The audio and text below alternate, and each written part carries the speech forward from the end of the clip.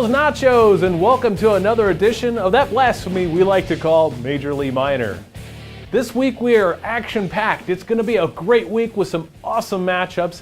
I can't wait to get into it. So, we're going to first start off with the XFL.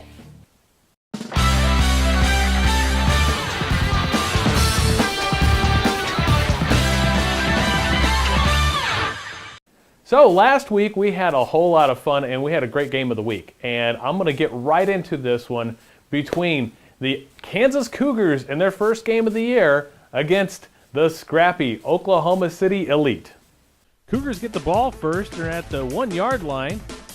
Ball comes back, hands it off, and tries to throw it forward, which ends up to be a safety 2-0 Elite. Later, Cougars get the ball back. Orlandis Williams looks, fires, incomplete to Ryan Waterman, 7-2 Cougars. The Elite get the ball back, drive all the way down to 22 and kick this beautiful field goal. Your score is 7-5 Cougars up. Then Williams picked off by Tyrone Southside Jones with the Elite with a 33-yard 6-point pick, 12-7 Elite. Then Cougars, Orlandis Williams looked like he's going to pitch, then throws to a wide open Zeke Smith, 21 yards. Your score, 14-12 Cougars. Then the Elite, inside handoff, Anthony Thomas, touchdown, extra point good, 19-14, Elite are up. Then the Elite get the ball back. Sebastian Webster fires and connects with McKenzie downtown, Leroy Brown in a Randy Moss style. Your score, 26-14. Right after that, the Cougars come right back. Touchdown, Orlandis Williams to Lee Stewart, 26-21. They try the onside kick, but it's recovered by the Elite. Elite get the ball, and all they have to do is pick up a first down.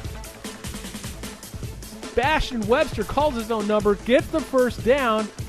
Your final score, 26-21 Elite. That was an exciting game, so let's dive right into this week's, or actually last week's scores. This week's XFL scores brought to you by Light 'em Up Productions. First game was against the Oklahoma City Jaguars and the Oklahoma City Red Wolves. The Red Wolves had a little bit of promise going into this game, but it was the Jaguars who pulled everything together that they had and pulled off a great upset here and a good victory by a score of 29-13. Then we saw the Kansas Cougars face the Oklahoma City Elite in last week's game of the week, and we saw the Elite on the previous highlights pull away with this one by a score of 26-21. Then the Oklahoma Executioners pull off a big win as they win by a score of 47-0. And finally, the Yukon Bobcats pulled it together like I predicted, won by 2 points and a score of 26-24. So getting right into it, let's dive right into this week's rankings. Week 4 XFL rankings brought to you by Thunder Bail Bonds, providing 24-hour fast, convenient bail bond service within the Oklahoma City area and surrounding area. At number 1, retaining the Oklahoma Monarchs, followed by the number 2 Oklahoma Nightmare, then your 2-1 Oklahoma City Elite, the Yukon Bobcats coming at number 4, and then rounding up the top 5 are the Kansas Cougars. Then you have the Oklahoma City Jaguars, the Northern Oklahoma Executioners, the Oklahoma Red Wolves, the Oklahoma Chargers, and rounding it out, the 0-3 Wichita Wolfpack. Okay, so let's take a look at these matchups for Week 4. Week 4 matchups and predictions brought to you by Defender Sports. Defender, the maker of great uniforms and the official uniform maker of Majorly Minor. So, first one we're going to see, the Oklahoma City Elite facing off against the Wichita Wolfpack. Easy call for me. The Elite will get this one by a score of 42-0. Next up, we're going to see the Oklahoma Chargers traveling to Ponca City to face off against the Executioners. I think this will be a tight game, but I think the Executioners will pull off another victory this week, or this year, and pull it off by a score of 14-10. Next, we're going to see the Oklahoma Nightmare travel up to Prague to face off against the Oklahoma Red Wolves. I think the Nightmare have got a great cohesive unit this year, new coaching and some good crew, but they'll win this one by a score of 21-10. The next matchup we're going to see are the Oklahoma City Jaguars facing off against the Yukon Bobcats. This is going to be another great game. I think this will come to the wire, but I'm going to give home field advantage to the Yukon Bobcats by a score of 14-10. And that'll bring us to the game of the week.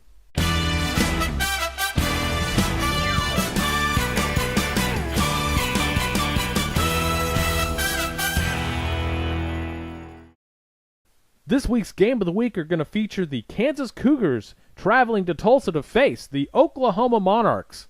A great game, and we've been waiting for this matchup ever since last year's championship game.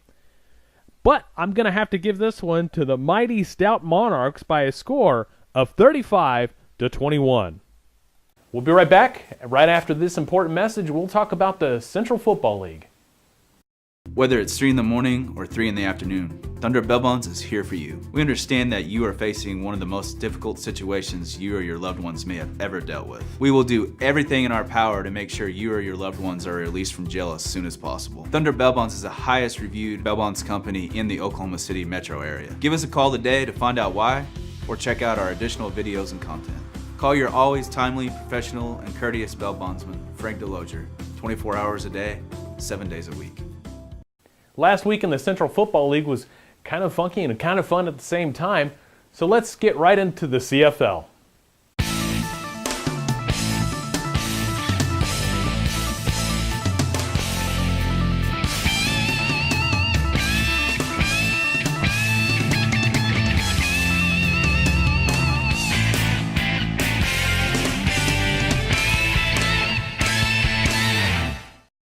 So let's go ahead and take a look at last week's scores. Last week's scores from the CFL brought to you by Light 'em Up Video Productions, the best video productions you're going to find for here in semi-pro. So let's get right to it.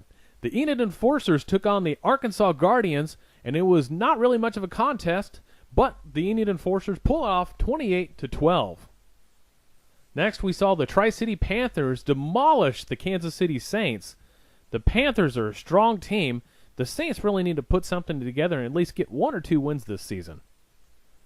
The Joplin Crusaders took on the Queen City Grizzlies in this year's I-44 war, and it wasn't much of a battle because the Crusaders took this one by a score of 31-0. Next, the Muskogee Bulldogs traveled all the way to Arkansas to be turned away, and they got the forfeit win by a score of 13-0. Next was another forfeit. This one was kind of strange. The Southwest Gravediggers traveled all the way to Arkansas to face off against the Steelers. However, the Steelers weren't able to facilitate enough referees, so the Gravediggers packed up, went back home, and got the forfeit win by a score of 13-0.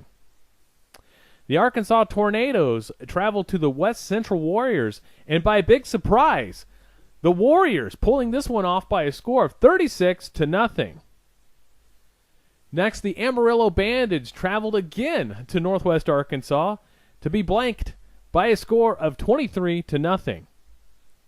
And then finally, the surprise to me, the Dallas Bulldogs get their name back into contention by pulling off the upset victory by a score of 28-22 against the Arkansas Extra. That'll lead us right into this week's rankings. Week 4 rankings brought to you by Lightning Bail Bonds. Get out in a flash with Lightning. At number 1, retaining the number 1 spot, the 3-0 Enid Enforcers, followed up by the Joplin Crusaders, the Arkansas Battle, the Tri-City Panthers, and then rounding up your top 5 in the CFL are the 2-1 Arkansas Extra. Following them are the Arkansas Guardians, the Dallas Bulldogs, the Amarillo Bandits, the Queen City Grizzlies, and then following up, last place, number 10, the 0-3 Kansas City Saints. Let's take a look at the DCFL. In the DCFL, number 1, they haven't played yet, but the Green Country Phoenix retain number 1. Number 2, the scrappy and upcoming Muskogee Bulldogs, followed by the Arkansas Fighting Ducks, the Arkansas Tornadoes, the West Central Warriors, The Southwest Gravediggers coming at 1-2. The Arkansas Steelers. And number 8, the 0-3 Arkansas Raptors. And that'll take us right into this week's matchups. Week 4 matchups in the CFL and the DCFL are brought to you by Defender Sports. Defender, the official uniform maker of Major League Minor. First, we were going to see the Dallas Bulldogs travel up to the Queen City Grizzlies, but that game has been rescheduled for April 22nd. So we'll look for them at that time. So first, we're going to see the Northwest Arkansas Battle face up against the Kansas City Saints. So they're going to travel all the way to Kansas City and get this one by a score of 35-3.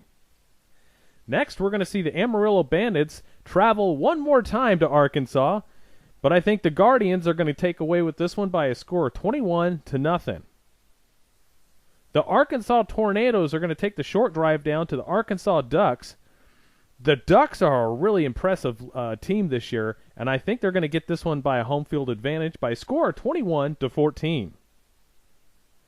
Next, we're going to see the Arkansas Steelers face off against the West Central Warriors.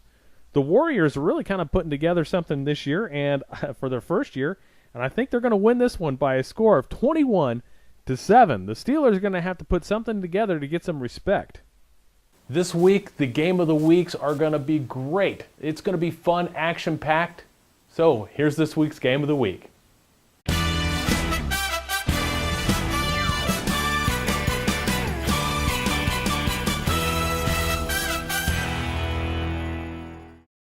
The game of the week is going to feature the Green Country Phoenix in their first game against the Muskogee Bulldogs. Both teams are ranking 1 and 2 in the DCFL and really have serious title contentions on the line. I'm going to give this one by a score of 21-14, the home field advantage for the Muskogee Bulldogs. Next, we're going to see the CFL game of the week, which is going to bring us the Joplin Crusaders against the Tri-City Panthers.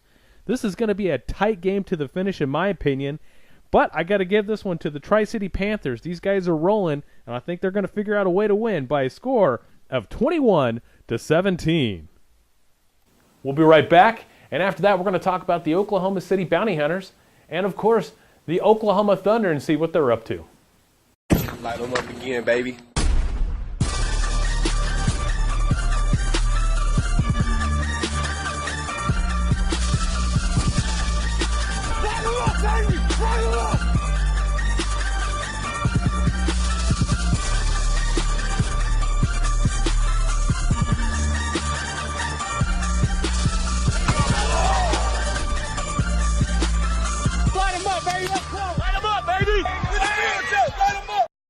Last week, the Oklahoma City Bounty Hunters were supposed to have a game, but it didn't happen. I think it's going to be rescheduled. We'll have to find out from League Commissioner Bernard Hunt with the APDFL what the future is going to hold with that particular game. However, they are going to be facing off against the Bayou Vipers, so let's talk right about that right now. The Oklahoma City Bounty Hunters are going to travel to Louisiana, this time to Hammond, Louisiana, to face off against the Bayou Vipers. The Bounty Hunters still in the hunt. I think they're going to win this one by a score of 17-14 as long as they can keep their special teams in check and just pull away with a tight victory. And let's get on to the topic of the Oklahoma Thunder. The Oklahoma Thunder have just released their GDFL schedule and are looking to play their first game against the Memphis Blast. So, if you want to take a look at that, go to their website, Oklahoma Thunder. I believe Oklahoma Football or Oklahoma Thunder Football, something like that. Of course, they're on social media, on Facebook and Twitter and all that. So definitely we'll keep tabs on that as closer and as soon as the season starts to come about. And that's your show, folks. Thanks for viewing. Look forward to getting back with you guys next week about this week's, all the scores, all the highlights, everything we can get our hands on. So until then, until next week, folks, I'm Chris Dotson reminding you to go watch some football.